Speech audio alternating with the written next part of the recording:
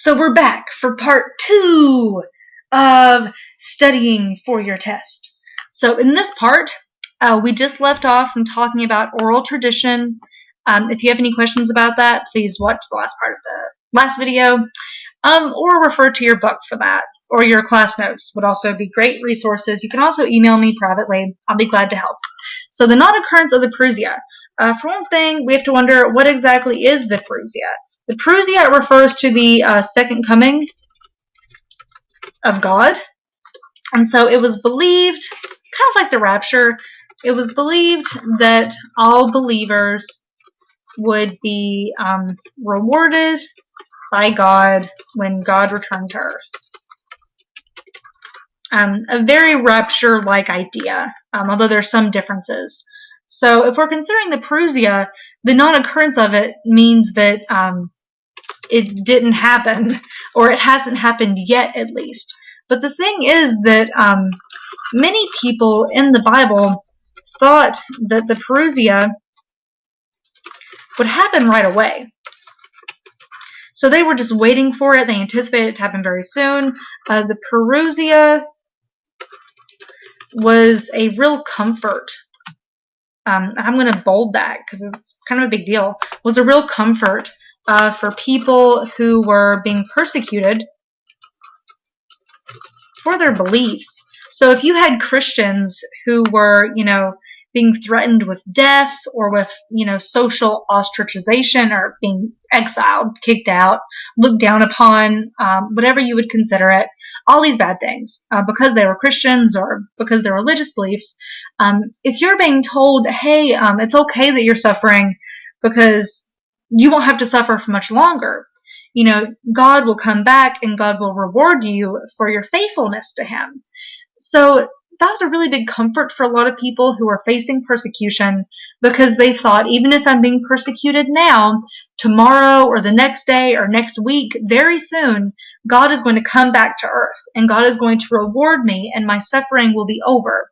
So whenever that Parousia didn't happen, it caused a lot of people to doubt, and it also it caused a lot of people to start thinking about time. AKA God measures time differently than we do. Keep up the faith. God will be back soon, even if it's not as soon as we expect. So you have this kind of really interesting tension that whenever that Parousia doesn't happen, people start kind of doubting and they start thinking, well, is God going to come back at all? But, even then, a lot of Christians would say, well, maybe God doesn't measure time the way we do. Maybe God's day, like a day in heaven, maybe that is a week here on earth. So we're just going to keep hanging on. We're going to keep being patient because surely this Parousia will keep happening. Or it will happen. So what is the one gospel? Tatian was this idea, or this person who has this idea of the diatessaron.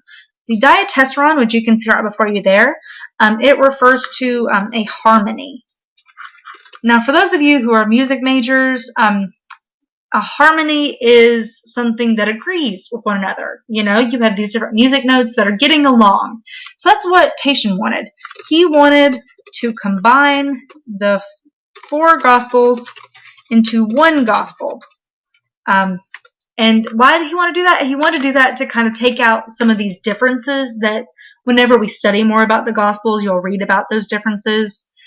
He wanted to focus a little more upon having just one document, one Gospel that everyone could read, that kind of combined a little bit of everything from all the Gospels and made it just one book about Jesus' life and crucifixion. So that's what he wanted to do. That never really set off. That never really was a very popular idea. Many Gospels, the Gnostics were people who had different ideas of Christ. They saw Christ as a spirit, not as a man. So they don't think that Christ actually died, because how can you kill a spirit? Okay, so there's this really interesting idea. The Gnostics wrote many different Gospels, all focusing upon this spiritual idea of Christ, his preachings as light to a dark world. They have this repetition of light and darkness, of this idea of truth. And the Gnostics are very interesting. I could actually talk about them a lot. So if you're interested about them, please message me privately, or please feel free to look up them yourself. For the sake of this and for trying to be concise, I won't get too much into them. But you get this idea that there are many different Gospels. They focus upon this idea of truth, light in a dark world, Jesus not as a man, but as kind of like the Spirit. And so they have many different written Gospels that are not canon now. They're not canonized because obviously a lot of Christians didn't agree with their viewpoints on Christ and of Christ not being a real man. So some Christians resisted institutionalization and canonization, insisting on the Spirit's authority in a moment of time. Absolutely. That's pretty straightforward, I think. A lot of Christians, they knew what they wanted to believe. And so different churches in different areas would have their own, would have their own idea of what was Scripture to them. AKA, the Gospel of Luke may have been considered Scripture in Antioch. I don't know if that's actually true. I'm just throwing that out there. Whereas the Gospel of Matthew may have been more common in a place like Cyprus. So you get these different towns who all know what they like. They know what they like to read. They know what they want to read. They like having that freedom where they can choose what to read.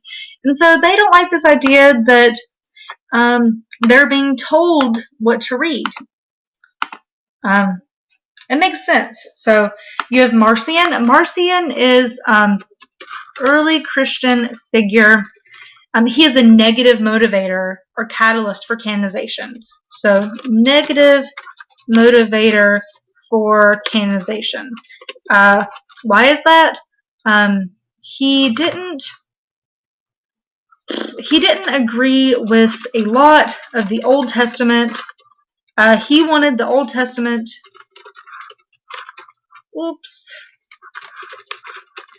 to be read kind of strictly literally.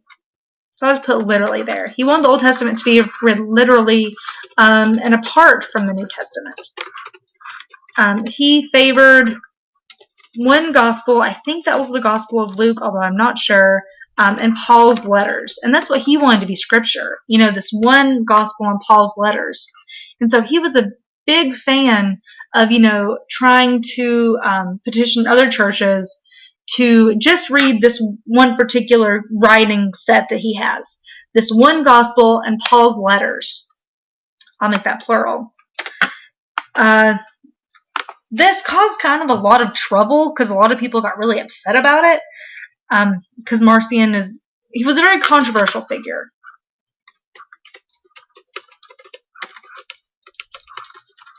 But he did help call attention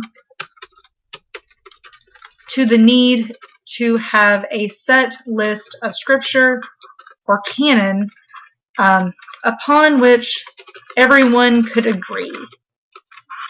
So he was kind of a negative motivator in that.